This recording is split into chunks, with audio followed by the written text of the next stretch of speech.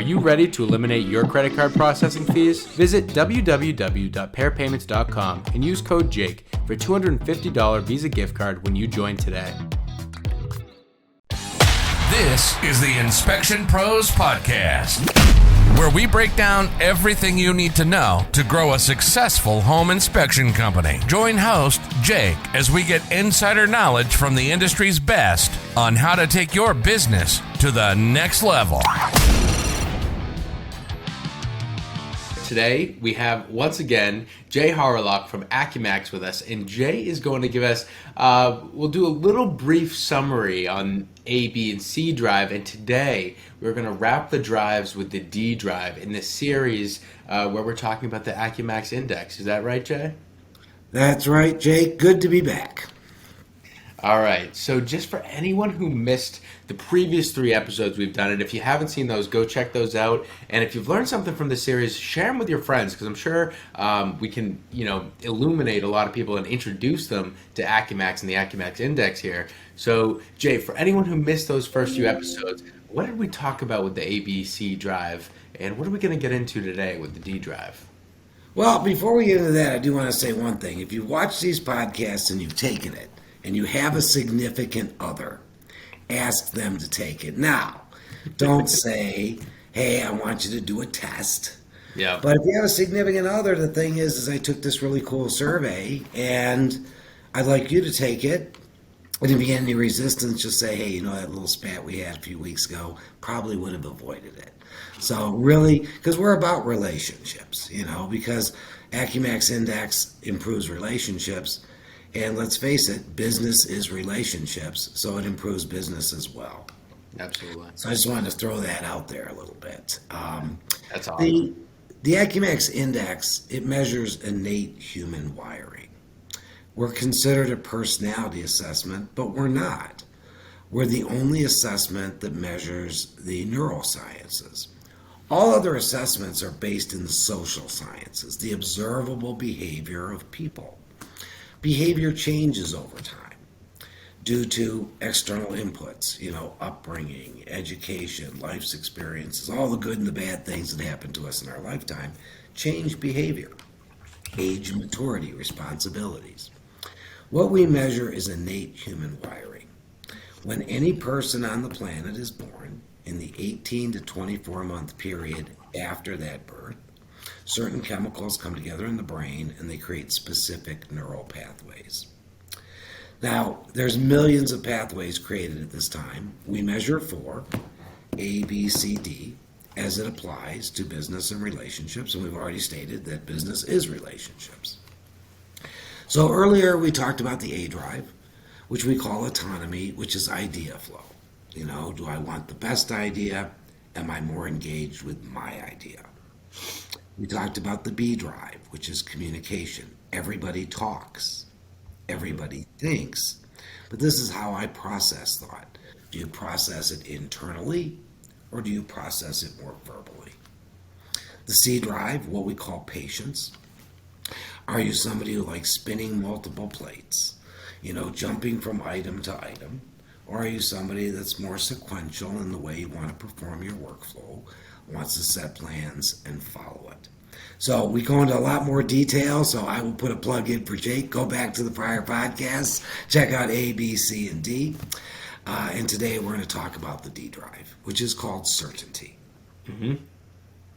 Before we get into that, Jay, just real quick, what I want to do is go back and also say, yes, listen to those podcasts, but Jay had mentioned before the complimentary AcuMax Index and how you can do that for you and your significant other, and you can see your relationship as a business and all that. But text Jake, Jake, to 218-517-7985. That'll be in the description. You text Jake to that phone number and you'll get a complimentary AcuMax Index assessment thanks to Jay. So thank you, Jay, and now we can hop into the D drive.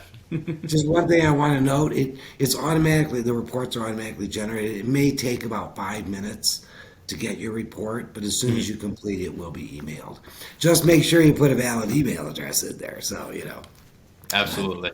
Thanks. It's our pleasure, because, one of our missions is to make life more satisfying for people. Yeah. And relationships can either be a headache personally or at work, or they can be a pleasure, you know. And we answer the question why. Why do people do the things that they do? Now Absolutely. The D drive is called certainty. Hmm. It's about two things. It's how much information I need for effective decision making, and it's how much structure I enjoy in my environment. All right, Yeah. those are the two things. This has nothing to do with intellectual learning. It has everything to do with really decision making. So, low in the D, D left of the green line, and we've talked about the green line before, those are individuals who prefer the summary sheet of information. Hmm. You know, Jake, he's a low D. If I walk up to Jake and say, hey, I got a situation here, and let me give you the history of this situation and problem going back the last 3 years, Jake's going to fog out. And he's like, man, Jay, just tell me the critical points of information. So when you're low in the D, you want the summary sheet, the basic points of information. Hmm. If you want more, you'll ask for it. Now, the interesting thing about low Ds is things that are very important to us, we will dig down to the center of the earth and uncover every rock, stone along the way. But other things, so whenever you have a low D that you're interacting with, you always want to create the summary sheet. Hey, this is what I want to talk to you about. Boom, boom, boom, boom, boom. Hmm. Low D, if they want more information on something, they'll ask for it. Low D, by its nature, likes a more flexible working environment. I don't like it overly regulated and structured. Oftentimes, low Ds, I like more flexibility. Hmm. We like minimal amounts of rules. Now, it doesn't mean low Ds, we're just going to be out in chaos, but we want minimal amounts of rules. And frankly, sometimes low Ds, we look at the rules and regulations and go, exception handbook. If there's Yeah. a rule, there's got to be an exception. I will circle back after I do both and talk about the value of each, okay? Hmm. So, low Ds, we don't need a lot of certainty. So, the basic summary points of information and a more flexible, less restricted environment. Where you find oftentimes a lot of low Ds in organizations is outside sales because it's a more flexible environment, it's less regulated. All That right? makes sense.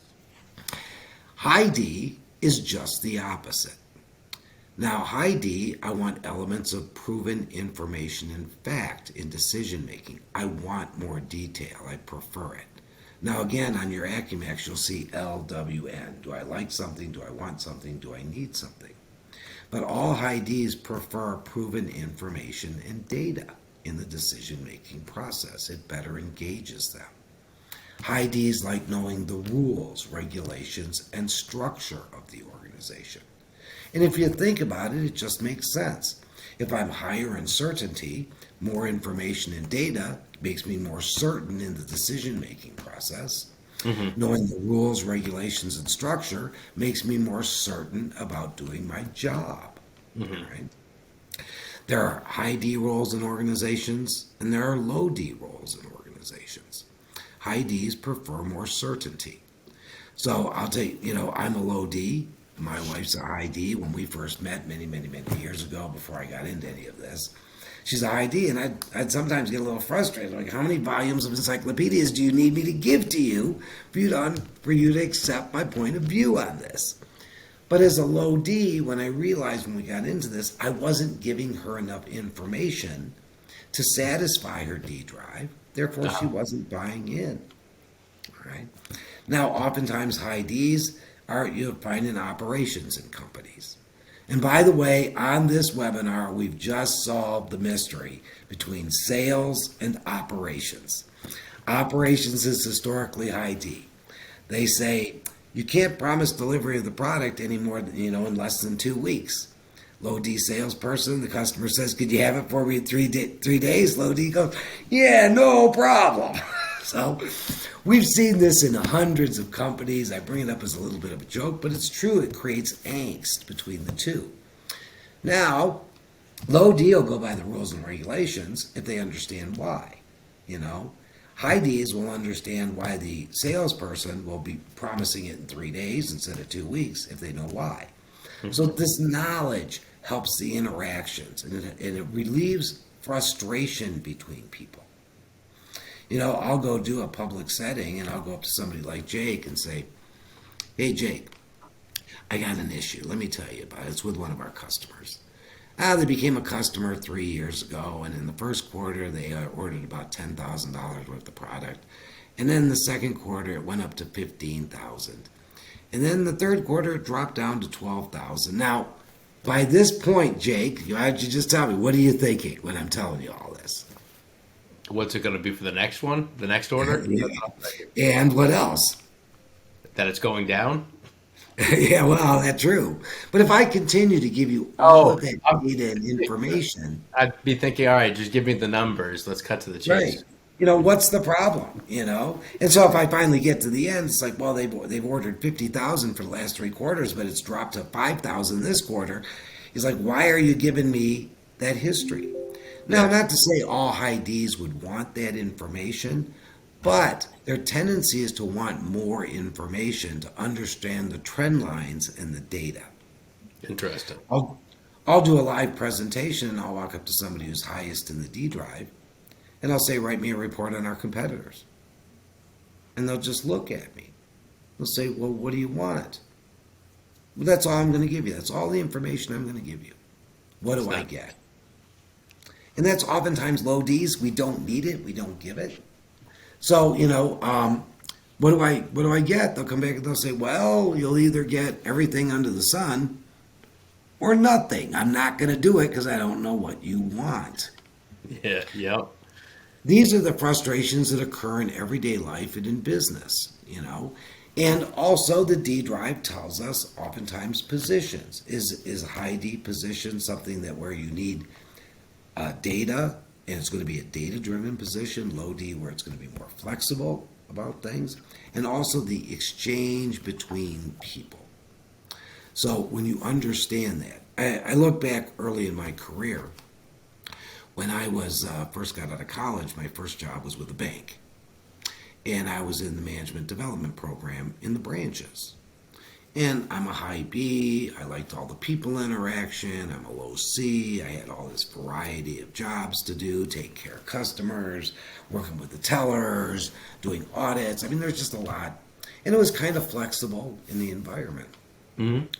Then after I'd been there a couple of years, got a couple of promotions, one of the senior VPs came up and he said, if you really want to be successful here, you need to go to the commercial side. So, taking that advice, I applied to be a credit analyst. And it's a 2-year program. Credit analyst is the exact opposite of how I'm wired. Yeah. So 6 months into the job, I walked up to the credit manager. I said, how I'm doing? He says, your work's good. I said, what's next steps? He said, 18 more months of the same. Well, what ended up happening is I really loved my job when I was in the retail branches. I went down to the credit department, didn't like it so much, and actually left about 3 months later. Oh, wow. Now, it's what's kind of funny is the loan officers are basically salespeople. They needed my profile to be a loan officer. But the credit analyst and a lot of people left. But they had this data back then, it could have coached me through it. Said, Jay, look, I know this is, you're kind of fighting your natural wiring. You can do it, but this is what we need you on the end game. And then modified the program. Because it was very interesting to watch the people. So many people would leave. They would just leave the program because it sounded great, and because when you're working against your innate wiring, it's very stressful. And most people don't say, I love my job because it has all sorts of stress. Yeah. So just to recap D, it's about certainty. Lower in the D, I'm more comfortable with decision making. I need less certainty. I need the critical points of information. I like more flexibility. High in the D, I want more certainty. I want more data. I want more information, rules, regulations, and I want more data to make a decision. I'm more comfortable in making a decision when I have more data and information. Absolutely. So that was a great summary there of the D drive, Jay. Thank you very much for that. But a question I have for you is, are all of the drives we've talked about kind of on the same level of magnitude that it matters to pay attention to when fitting someone into a role? Or is it possible that D is one of the more important ones? Or are they all kind of on the same playing field? Well, that's a great question, Jake. The number one drive that we look at in placing somebody into a role is the C drive. Mm-hmm. Because it's how we work. Yes, we call it patience, but it's how we work. So, low C's like variety, spinning plates, a lot of differentiation happening. High C's like being more sequential, creating their plan and following it. Now, can a low C do high C work? Yes. Can a high C do low C work? Yes, but it's very, very taxing. Actually, the C drive is the hardest drive to work against all of the time. It takes the most amount of mental energy. It's interesting. Then the second thing we look at is a combination of A alpha and D delta, because those are your decision-making drives. Mm-hmm. So that's the second thing we look at in placing an individual. Are you more of a my way decision maker with less information, or are you more of a team decision maker with lots of information? Mm-hmm. And then the third thing we look at is the communication drive, B. Is this a job where you have a lot of people interaction? Is it a position where you want more heads down? We as human beings can do anything our mind sets us to, but when we fight our wiring, that's what creates negative stress. There's good stress. Meeting a deadline, things like that is a good stress. But when you fight who you are, that's negative stress. Yeah. And that's what oftentimes leads to being disappointed in my job, maybe being unhappy. It can also have residual effects on relationships as well. So yeah, thank you. Thank you for that fantastic answer, Jay. But so if someone is a high D, and they find themselves in a position that is low D, or they're a low D and they find themselves in a role that's more high D focused, how does someone kind of try to navigate that and try to make it work for them? Or is it something Usually, you can remedy? Well, what it usually creates is frustration. It just takes frustration. You can do it, but it's very taxing. I mean, I'm low in the D, and when I was a kid, my dad was an accountant. He was a CPA. Decided to start his own accounting firm. And so I was child labor. He'd come back with these big spreadsheets and checks. Could I do it? Yeah. Did I hate it? Every single minute. Actually vowed to myself, I will never become an accountant. So you can do the work, but it becomes frustrating. I mean, my own accountant, he's low D. He's an accountant, low D. Wow. Well, he loved accounting, mentally. He loved the exercise of it. But when I met him years ago, he was thinking about leaving accounting. And he couldn't understand why. He said, I went to school. I love it mentally. I said, well, what do you like? I said, I like, the big picture meetings and getting in front of people and doing that. I just don't like doing the work. So actually, we worked with him to bring in the accountant profile, people that would do the work, more heads down, liked doing the work, where he could be out more with people in a more flexible environment. And his business has really grown. So I'm glad we met through a mutual associate, and we had that conversation. And rather than him leave it, he realigned his role and brought in the people that were good at that. Yeah, he would review things, go over things, do the client meetings. So it's frustration. I guess that's really what it is. And I've met so many people that have left careers. When I look at their wiring, I understand why they left the career they were in. Go back to my example of being a credit analyst at the bank. So if you're listening to this podcast and maybe you have, team members that work for you that you want to make sure they're in the right role, have them take the AcuMax Index. But also what I'm thinking, just based off hearing this, is people should be taking this before they decide, what they want to do for a career. So they can make sure, hey, does that career does that track, does that college I'm looking at, whatever you're deciding to do, you want to make sure that path and that industry or that job role, something that fits you in all these different drives that you might not even know about. So that's true. We've actually done a lot of consulting with our clients on this. They'll come to us and say, my son or my daughter is considering a career. And I'll give you a couple good examples. Engineering. There's tons of different engineering roles. Yep. Sales, there's tons of different sales roles. Law, there's lots of different law roles, And so I remember one specifically, he was a lawyer, he was a litigator, and his son was in law school, and he wanted his son to be a litigator. His son was much better as a transactional attorney. Yeah. And really wanted that. And so he had his son take it, and he got back, and we talked to him, and he's like, I've been pushing my son to be a litigator. I think I've been pushing him so hard he may leave law school. I said, let him do what he wants. He's going to be great as a patent attorney or great as a transactional attorney. So these are some of the things that you want to look at. Because in a career, there's lots of subsets. In medicine, I think I mentioned this in the C drive. The emergency room is low C. It's, reprioritizes conditions change. There's lots of different things that can happen in an unpredictable environment.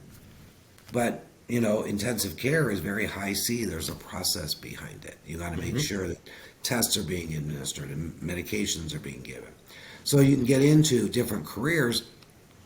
I want to be in medicine. I want to be a nurse in medicine. Are you going to be better in a clinical environment? Are you going to be better in the emergency room? Are you going to be better surgically? And that's what really sets up for not only long-term job success, but long-term job satisfaction as well. Absolutely.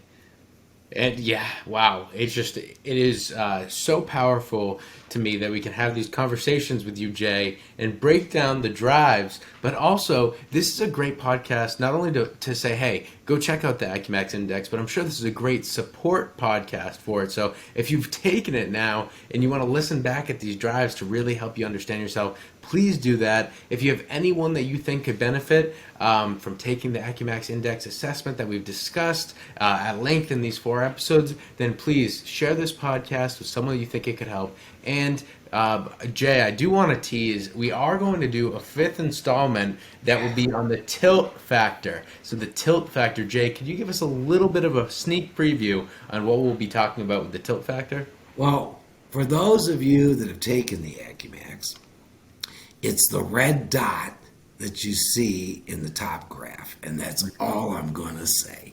And we'll get into what that is in our next podcast.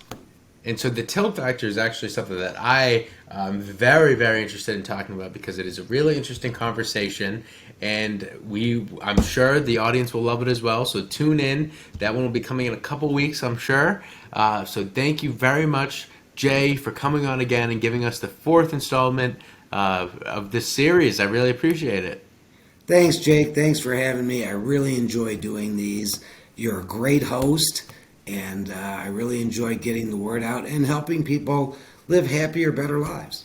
Thank you. Yeah, you make it easy. And yes, this is very beneficial stuff. So if you're not taking advantage of Jay's complimentary AcuMax Index, go text Jake to the phone number. It'll be down in the description, and complete that assessment. Learn a lot about yourself and your teammates and how you work as a team, how you fit in the job roles, everything like that. And then most importantly, thank you guys for tuning in. Thank you for being here. To the audience, thank you very much. But please like, subscribe, and share this podcast. If you could share this podcast to someone who could help grow their business, that would be incredibly beneficial to everyone. And also, please rate and review so that more people see the show.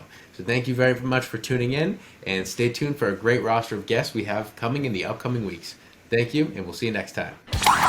Thanks for listening to the Inspection Pros Podcast. If you haven't subscribed, go ahead and smash that subscribe button. And don't forget to hit the bell so you won't miss our next episode. This episode was produced by Jake Aronson. This has been a Pair Payments production.